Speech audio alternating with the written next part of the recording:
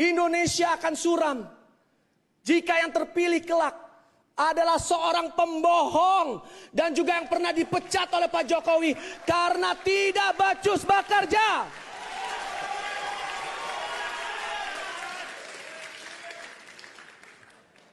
PSI ingin menarik garis tegas, Pak.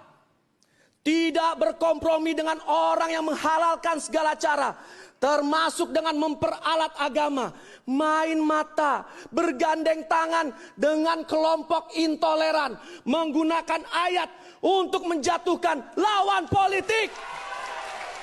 Saya tadi sampaikan, ini sebetulnya jadwal ke sini tidak ada. Tapi saya bilang lebih baik mendadak datang daripada mendadak batal.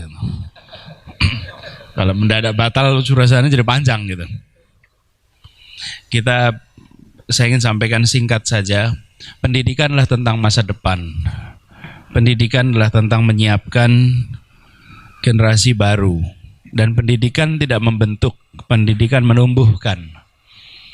Dia menumbuhkan. Karena dia menumbuhkan, maka yang diperlukan sangat mendasar adalah bagaimana tanah tempat bibit tumbuh bisa subur. Bibit dan tanah tempat tumbuh itu iklimnya baik. Kalau kita membayangkan anak-anak sebagai biji, ketika masih biji itu dia tidak kelihatan batangnya, tidak kelihatan akarnya, tidak kelihatan daunnya, tapi dia masih biji. Sehebat apapun sebuah biji, ya dia tidak kelihatan seluruh komponennya. Nanti kalau dia sudah tumbuh berkembang, kalau biji tanaman itu, maka akan terlihat batangnya, akan terlihat daunnya, akan terlihat buahnya, akan terlihat bunganya. Tapi pada saat dia masih menjadi biji, belum terlihat. Kadang-kadang kita melihat biji seperti kita melihat tanaman yang lengkap. Lalu kita ingin biji ini punya semuanya. Punya bunganya, punya seluruhnya. Tidak bisa. Karena biji itu akan menjadi tumbuhan yang lengkap, memerlukan waktu, memerlukan proses penumbuhan. Biji yang baik membutuhkan lahan yang subur. Di mana lahan yang subur itu? Satu, di rumah. Rumahnya harus menjadi lahan yang subur. Yang kedua di mana? Di sekolah. Dia juga lahan yang subur. Yang ketiga di antara rumah dan sekolah, yaitu di lingkungannya. Karena itu ketika kita membicarakan tentang pendidikan, bayangkan seperti kita menumbuhkan biji itu. Karena itu saya sering mengatakan jangan gunakan kata membentuk, apalagi kalau akhlak. Akhlak ini ada bentuk, akhlak itu ditumbuhkan. Ditumbuhkan, karakter itu ditumbuhkan. Tidak bisa dibentuk, ditumbuhkan. Bapak-bapak, ibu yang mempelajari biologi ketika SMP pasti pernah praktikum tuh. Tanaman dipasang, yang satu diarahkan dekat matahari, yang satu jauh. Beloknya beda bukan? Beloknya beda bukan? Ya, bibitnya sama, tanahnya sama, potnya sama, yang satu dekatkan matahari, yang satu jauhkan. Arah tumbuhnya sama tidak? Beda. Jadi kita mau belok kanan belok kiri itu bukan daunnya yang dibelokkan, tapi rangsangannya yang berbeda. Cuacanya yang diatur, lokasinya yang diatur. Karena itu mengelola sebuah sekolah, mengelola sebuah institusi pendidikan itu adalah mengelola rekayasa. Karena direkayasa, perilaku rekayasa. Ya, beri contoh. Di rumah nih, di rumah. Kita ingin anak kita menjadi anak yang individualis atau anak yang dekat dengan saudara-saudaranya. Misalnya, ingin dekat bukan? Terus kita bikin rumah nih. Cara bikin rumahnya anaknya 4 misalnya, dibuat 3 kamar, 4 kamar. Lalu di tiap kamar dibuatkan kamar mandi. Oke? Kenapa? Ya supaya rapi bersih. Semua kamar mandi ada dalam rumah. Keluarga yang sama, 4 anak, kamar mandinya di luar, 1. Apa yang terjadi? Yang satu anaknya tumbuh individual, semuanya diselesaikan sendiri, keluar dari kamar udah bersih. Yang satu rebutan kamar mandi tiap pagi.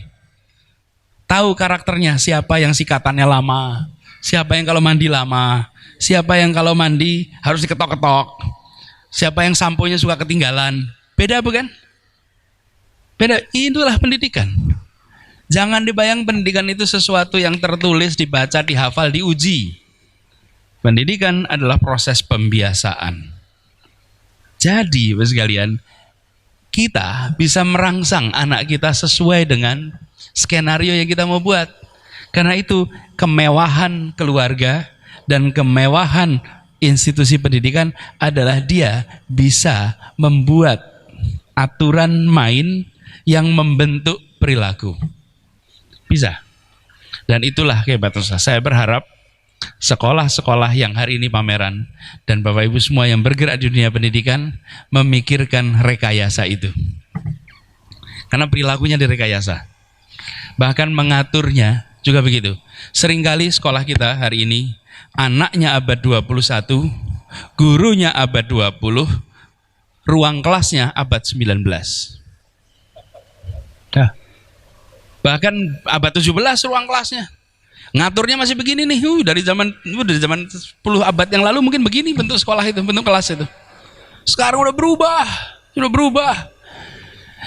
Jadi kalau mau memikirkan sekolah, pendidikan, pikirlah masa depan. Rekayasalah untuk masa depan. Umat Islam sering gagal berhasil bukan mampu atau tidak mampu, tapi mengantisipasi perubahan atau tidak mengantisipasi perubahan. Ini PR-nya. Karena itu kalau mengukur keberhasilan anak-anak kita sekarang jangan dilihat hari ini. Tadi saya gambarkan biji, bukan? Hari ini bijinya dinilai. Sudah tumbuh biji belum ada apa-apa. Nanti ketika dia sudah tumbuh besar baru terlihat, baru kualitas buahnya bisa dinilai. Baru kualitas daunnya, kualitas batangnya bisa dinilai. Hari ini dia masih biji. Karena itu jangan terlalu puas dengan penilaian hari ini. Penilaiannya besok. Karena inilah proses penumbuhan. Dari hari ini bisa dibuat trajektori. Trajektori itu bisa diproyeksikan ke depan. Nah, saya berharap kita yang mengelola lembaga-lembaga pendidikan jangan puas dengan ukuran hari ini. Jangan puas. Dan siapkan masa depan. Disebutkan di dalam proyeksi pendidikan abad 21 ada 3 komponen utama yang mendasar. Nomor 1 adalah karakter, akhlak. Nomor 1. Ini diakui dunia, bukan kita. Ini dunia, karakter. Tanpa karakter berat. Karakter itu ada 2. Karakter moral dan karakter kinerja. 2. Karakter moral, iman, takwa, jujur, rendah hati. Karakter moral. Karakter kinerja, kerja keras, ulet, tangguh, tak mudah menyerah, tuntas. Itu karakter kinerja. Kita kan tidak ingin jujur tapi malas, atau kerja keras tapi culas. Betul gak sih? Jadi begitu sampai karakter 2, karakter kinerja dan karakter moral. Akhlak nomor 1. Yang kedua adalah kompetensi. Kompetensi. Dan kompetensinya ada 4K. Nomor 1, berpikir kritis. Kedua, kreatif. Ketiga, komunikatif. Keempat, kolaboratif, bisa kerjasama. 4K itu kompetensi. Yang ketiga, literasi, keterbukaan wawasan. Kalau dulu kita bicaranya calistung, kalau sekarang udah lewat, bukan baca tulis hitung. Yang kita harus pikirkan literasi itu minimal 5. Ya, literasi baca. Dan baca itu kita harus tingkatkan, apalagi di Indonesia. Di Indonesia ini minat baca tinggi tapi daya baca rendah.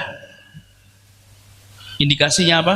Minat baca WA tinggi, daya baca buku rendah. Tapi kalau baca WA tahan. Bisa berjam-jam baca WA, betul enggak? Itu namanya minatnya ada, tapi dayanya rendah. Begitu tulisan agak panjang, skip. Betul nggak? Nah, iya. Buku agak gede, mundur langsung. Itu daya baca rendah. Daya baca dilatih, literasi. literasi budaya, literasi teknologi, literasi keuangan. Jadi Bapak sekalian, 3 komponen itu yang disebut sebagai proyeksi kebutuhan masa depan bagi anak-anak kita. Yang pertama tetap fundamennya adalah karakter, akhlak, tapi kompetensinya jangan hilang. Hari ini anak-anak kita diuji, diberi kertas berisi pertanyaan ujian, betul ya? Diminta menjawab. Yang jawabannya nilainya bagus yang apa?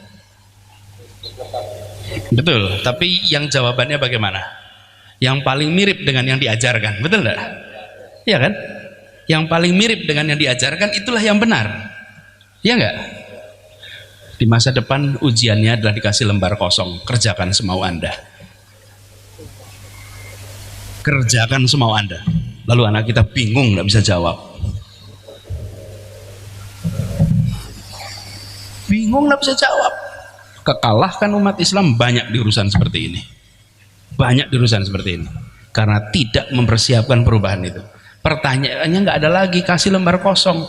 Kalau hari ini ditanya mau jadi apa, besok sekolah-sekolah ini tidak boleh lagi tanya kalian mau jadi apa. Jangan tanya nanti kalau besar mau membuat apa, karena profesinya udah nggak ada nanti. Dulu saya waktu masih kecil tuh Pak, tukang pos tuh rutin datang ke rumah Pak, pakai motor warnanya oranye. Wah, top betul rasanya naik motor Suzuki itu. Pos. Pengen jadi tukang pos. Hari ini ada tukang pos. Email semua. WA, betul enggak sekalian? Bayangkan besok perubahannya lebih cepat. Yang diketahui hari ini belum tentu masih ada profesinya di masa depan.